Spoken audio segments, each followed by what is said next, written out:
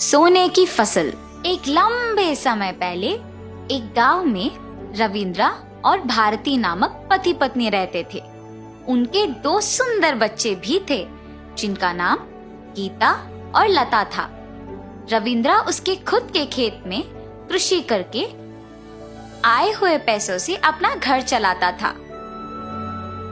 रविंद्रा एक अच्छा आदमी था और कोई भी निर्णय जल्दबाजी में नहीं लेता था। सोच समझकर होशियारी से सारे निर्णय लेता था। हर साल खेत के अच्छे उगने पर बिना कोई कमी के अपने परिवार का अच्छा देखभाल करता था। एक साल लगातार कुछ दिनों तक भारी बारिश होने के कारण उसका खेत खराब हो गया। खेत का खराब हो जाने के कारण उसके परिवार का खर्चा संभालना मुश्किल होता था। उम्मीद है कि कम से कम इस बार फसल आएगा, वरना मैं अपने परिवार का ख्याल नहीं रख पाऊंगा। और उसी आशा से वापस खेती करता है और उसी फसल की उम्मीद में रहता है। पर कुछ ही दिनों में वापस भारी बारिश के कारण खेत खराब हो जाता है और फसल भी नहीं आता है। ऐसे 2 साल लगातार बारिश के कारण फसल नहीं आता है। एक दिन ऐसे ही खराब हुए खेत को देख दुखी होके उधर ही बैठ जाता है। उसके बगल वाले खेत में काम करते गिरी उसे देख उसके पास आता है।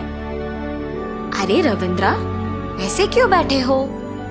कुछ नहीं गिरी, मैं सुबह से देख ही रहा हूँ तुम किसी बात पे दुख हो, मुझे नहीं बताओगे? ऐसा कुछ नहीं है गिरी, इस साल के फसल के ऊपर मेरी बहुत उम्मीद थी और पैसे भी सारे खर्च हो गए, इसीलिए समझ में नहीं आ रहा क्या ही करूं मैं। ठीक है, दुखी मत हो, बहुत देर हो गई है, चलो घर चलते हैं। ऐसे दोनों वापस घर चलना शुरू करते हैं जब उन्हें एक तोता झाड़ियों में फंसा हुआ नजर आता है। रविंद्रा उसके पास जाके उसे उन झाड़ियों से निकालकर उसे अपने हाथों से आजाद करता है और तुरंत वो तोता एक देवता के रूप में बदल जाती है। रविंद्रा और गिरी दोनों ये देख आश्चर्यचकित रह जाते हैं। तोते के रूप से आप देवता कैसे बन गई? मेरा अहंकार व्यवहार देख मेरे पिताजी ने मुझे श्राप दिया और तोते की तरह बदल दिया। उन्होंने कहा कि मुझे इस श्राप से विमुक्त होने के लिए किसी को मुझ पे दया आके आजाद करना होगा और अब आए और मैं अपने पुराने रूप में बदल सकी। मुझे सहायता करने के लिए आप जो भी मांगोगे वो मैं पूरा करूंगी। माता, 2 साल से हमारे खेतों में बारिश के कारण फसल नहीं आ रहा। मुझे बस इतना चाहिए कि मेरा खेत पूरा सोना बन जाए। ऐसे बिना सोचे समझे उसने उसकी ये इच्छा देवता से मांग ली। तुम भी पूछो रविंद्रा, तुम क्या चाहते हो? मुझे गिरी की तरह जल्दबाजी में नहीं बल्कि सोच समझकर मांगना होगा। मुझे सिर्फ इतना चाहिए कि मेरा खेत का फसल सोने की तरह अच्छा उगे, उससे मेरी सारी दुख दूर हो जाएंगे। तुम बिना कुछ बोले बस सोच में पड़ गए। भारी बारिश के कारण मेरा भी खेत खराब हो गया है और फसल नहीं आया। मुझे बस इतना चाहिए कि मेरा खेत का फसल सोने की तरह अच्छा होगे। मंजूर है, तुम दोनों की इच्छा पूरे किए जाएंगे। ऐसे कह के देवता वहां से गायब हो जाती है। रविंद्रा, चलो जाके देखते हैं कि देवता की बात सच हुआ कि नहीं। ठीक है, चलो गिरी। रविंद्रा और गिरी दोनों खेत देखने जाते हैं। दूर से गिरी को खेत चमकता हुआ नजर आता है और तुरंत गिरी अपने खेत को जाता है और देखता है कि उसका खेत पूरा सोने की तरह चमक रही है और वो देख वो बहुत खुश हो जाता है। मेरा खेत पूरा सोना हो गया, अब मैं बिना कोई चिंता के बहुत खुशी से जी सकता हूँ। और ऐसे जब पास आके देखता है तो मिट्टी भी चमक रही होती है। ये क्या, मिट्टी भी सोने की तरह चमक रही है। और ऐसे मिट्टी को छू के देखने पर कड़ा होता है। कोशिश करने पर भी मिट्टी को मुट्ठी में पकड़ नहीं पाता है। मिट्टी इतना कड़ा क्यों है? इस मिट्टी में से क्या फसल को निकाल सकते हैं? रविंद्रा? और ऐसे फसल को खींचने की कोशिश करता है, पर फसल भी कड़ा होता है और बाहर नहीं निकलता है। अय्यो, अगर मैं भी उसी के तरह फसल के बदले में खेत को सोने की तरफ बदल देने के लिए मांगता तो शायद ऐसे ही होता। और ये खेत तो अब कोई भी काम की नहीं है। अब मैं क्या करूं? और ऐसे दुखी होता है।